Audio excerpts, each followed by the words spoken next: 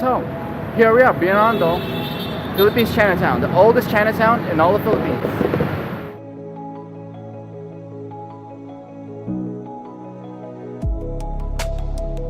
Just beyond this arc, there are so many different awesome restaurants that you just have to see. Hello and welcome to my brand new channel, the Timelapse Food Travels. My name is Dimitri and I'm a Ukrainian-American expat living in the Philippines. For more than 4 years, I've been making videos about what my life is like living in this amazing country among its wonderful people. I covered a whole variety of topics including travel, lifestyle, local cuisine, my passion for electric scooters, history, culture and the arts, among other things. So, if this is something that may interest you, the name of that channel is the Timelapse Traveler. In this new channel, however, I'm going to be taking you, my dear viewers, on many exciting adventures that are all about the food. So come with me on all the fun and exciting travels that I will be taking you on to discover the wonder and the beauty of food and how it unites us all as people. Welcome to the Timeless Food Travels. When exploring the food scene of Binondo, the historic Chinatown in Manila, it is important to remember that it's not only the oldest Chinatown in the Philippines, but in the whole world. Because of this, there are plenty of fascinating aspects of its history and culture. The food part of it is what you will see here, since this is what this channel is about. On my other channel, however, the Timelapse Traveler, I will show you much more of the other parts of my exploration of Binondo, many of the other places in and around Metro Manila, as well as other parts of the Philippines. So as it turns out, this fire brigade over here is actually a beneficiary of Eng Bee Tin. All the profits that are received from the cafe upstairs are going straight to them, which is pretty awesome. One of the most popular places in Binondo is the food alley of Ongpin Street. This bustling street is a gastronomic delight, with vendors selling everything from traditional Chinese pastries as well as other Asian fusion dishes. One of the most famous and talked about examples is the historic Eng Bee Tin. Besides their main restaurant location, they are also known for their amazing looking store, where you can find the biggest assortment of hopia that I've ever seen. This place is a must visit for Chinese pastries, especially the hopia. These bean-filled pastries and many other things that they have are a great pasalubong for in case you forget to get something before you come home. Just above this store, on top of the escalator, is the Great Buddha Cafe, but I wasn't quite hungry enough to sit down just then, and instead looked forward to their famous cafe, which is located just down the street from here.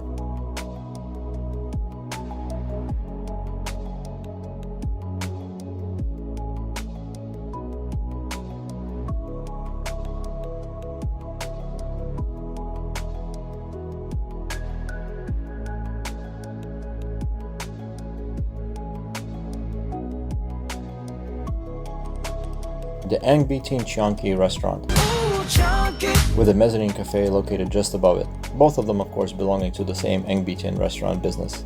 This franchise is apparently so popular that it keeps spilling out into different locations.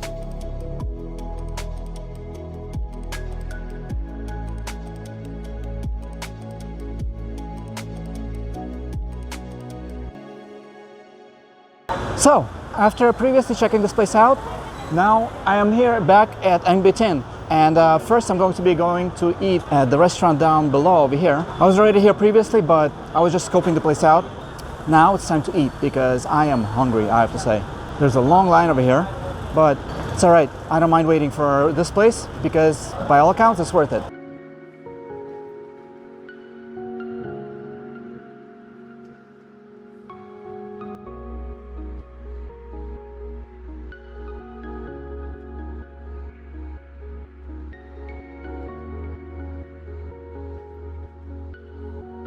Alright, let's check out this menu over here. All the prices here are really affordable. For the main dishes, I mean, wow, look at this. The most expensive thing, on this page at least, is 210, 230. They have a chicken cucumber xiaolongbao. Yeah, I gotta say, that looks pretty good. I think I'm gonna try that one actually. And wow, soup number 5, 400 pesos. I wonder what that is. Not a very good description, is it? Shamai mami. They have japchae. Oh, I like japchae. You know, I think I'm kind of in the mood for some spare rib soup today. And cucumber xiaolongbao. Yeah, I think that's gonna be it for me today. Here's the spare rib soup and the cucumber xiaolongbao. And with the sauce over here, nice. First, let's try the broth. Rich and creamy. Not too much salt, something that I really don't like. Sometimes a soup or other dishes can have way too much sodium in there, but the amount of salt in here is really good, just right, I would say. One thing that's a little unfortunate is that the pork over here has a lot of bone. It's probably going to be kind of tricky to remove, but I guess I'll just have to eat around it. 12 seconds later. I don't think I'm gonna have too much trouble because this meat is just kind of falling off the bone. So it's not bad at all. Combination with these dumplings, it's gonna be a nice meal. First, chopsticks. I like that these chopsticks are made out of bamboo. Very good renewable source. I almost said reusable. Sao sao. Yum. Wow. This is really good. I like the filling inside. After a long walk through Divisoria, I finally began developing an appetite for dinner.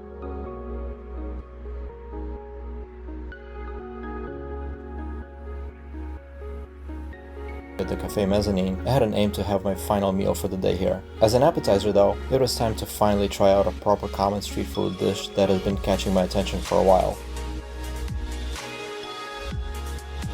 Kwek Kwek that I've seen in so many different places. And it's really about time that I give it a shot myself. Magkano po yan? 20. I got 20 peso coin right here. There you go. Maybe, you know what? Maybe we can get another one. Kwek Kwek. Yes? One more, kuya. Kaya ko na lang po. Kain ako, makulit. Maraming salamat po. Time for me to give this a shot. I've been living in the Philippines for more than 4 years. And this is the first time that I'm trying Kwek Kwek.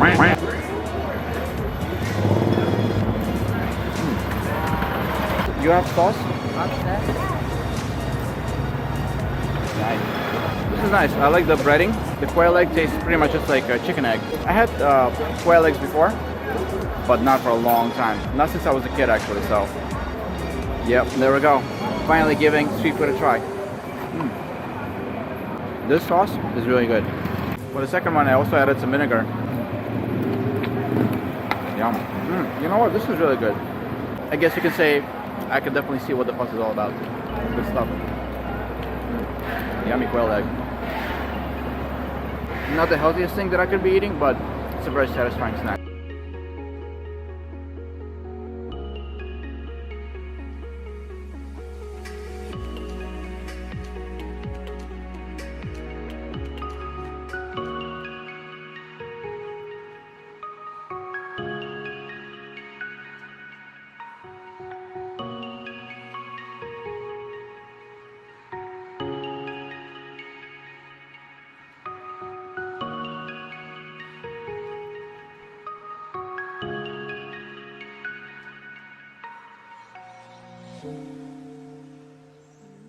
Cafe Mezzanine is also known as the Fireman's Coffee Shop, because all the revenues from this shop will be donated to the Binondo Paco Fire Search and Rescue Brigade, which is just an amazing way to give back to the community.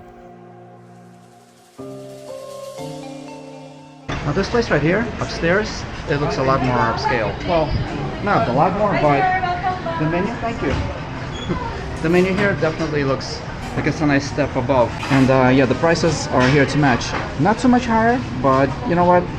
When you separate a meal by about 50 pesos price or so, that definitely puts it in a different league. Lots of noodles. I love noodles. Family platters for larger gatherings. One thing that I wish there was a little bit more of is more pictures to correspond with each individual, but there's only so much that they could fit over here.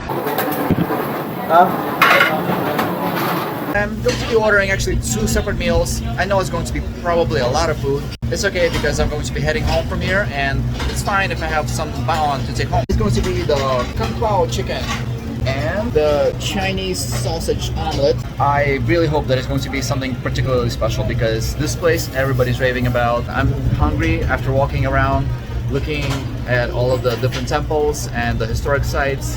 I did have a really nice Kwek Kwek. Figured that it's really time for dinner before heading back home. Ay ma'am, binaba na daw. You watch me with? Well, the kung pao chicken was actually not available. They are out of chicken, which is a shame because I already had pork earlier today. I normally try to avoid pork. I normally try to go for chicken, but pork it is. It does look really good, I have to say. I like the pancit canton noodles and the pork that's in there. It looks really fine. Can't wait to dig into this. It looks really good. Yeah, that's a big platter. There's certainly going to be a lot of baon to take home later. I hope I can at least have a good portion of this before I have to pack it up to take it to go. Some people like to use a fork and spoon, but I guess I'm kind of a traditionalist here. Wow. I have to say, this is really good. Oh, look what's here. Omelette is here with Chinese sausage. Yeah, there's definitely going to be something to take home.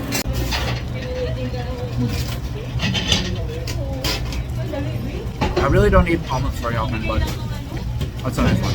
Kind of simple, just egg with a really delicious meat. I like it. I just really wanted to thank you for the food. It was so good. Loved the experience. I loved everything here. I ate earlier downstairs for breakfast, and this time I wanted to come back for dinner upstairs to to the cafe. And wow, really the food and the ambience and the prices and the value and the quality, everything was just awesome. Thank you so much. So there was another request made, this time for fresh lumpia, and I was told that this place right here, Poland, is the place to be for that. Unfortunately though, as you can see, they're closed.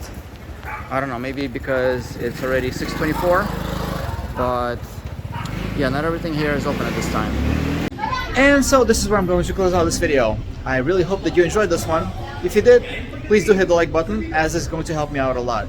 This is only the very first video in hopefully a long-running series that I'll be making about food, about adventuring here in the Philippines, Filipino food, Asian food in general, and all the things that white boys like me don't usually go into. I hope that I'm going to be getting you and your friends and people that you know to follow my channel, because I really do put a lot of hard work and effort into this. So please leave me a comment to let me know how you feel about this video.